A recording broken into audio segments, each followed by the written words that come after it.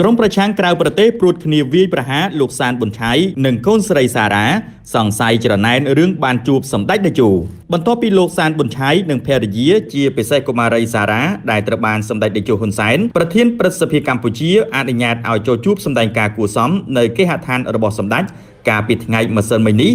លោកសានប៊ុនឆៃដែលត្រូវបានគេស្គាល់ថាជាអតីតអ្នកគាំទ្រគណបកប្រឆាំងតែមិនមែនជាអ្នកនយោបាយប្រឆាំងនោះត្រូវបានក្រុមប្រឆាំងជ្រុលនិយមមួយចំនួននៅក្រៅប្រទេសបានព្រួតគ្នាវាយប្រហារមកលើរូបលោកនិងក្រុមគ្រួសារជាបន្តបន្ទាប់តាមរយៈរូបភាពផ្សេងៗគ្នា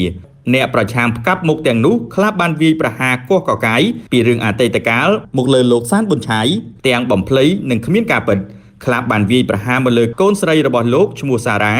ដែលជារឿងមិនអាចទទួលយកបាននោះឡើយជុំវិញរឿងនេះលោកសានប៊ុនឆៃបានបង្ហោះសារបញ្ជាក់ផងដែរថាកុំវាយប្រហារកូនស្រីខ្ញុំសារ៉ាទាំងគ្នាមិនដឹងអី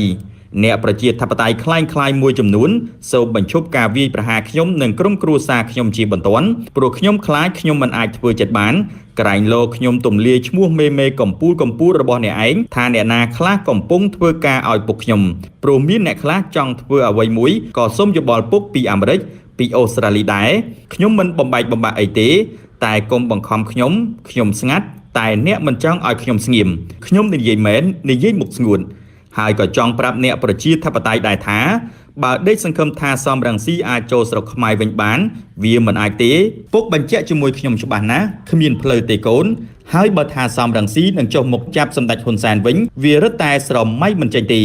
ហើយបើគិតថាអាមេរិកនឹងចុះចាប់សម្ដេចហ៊ុនសែន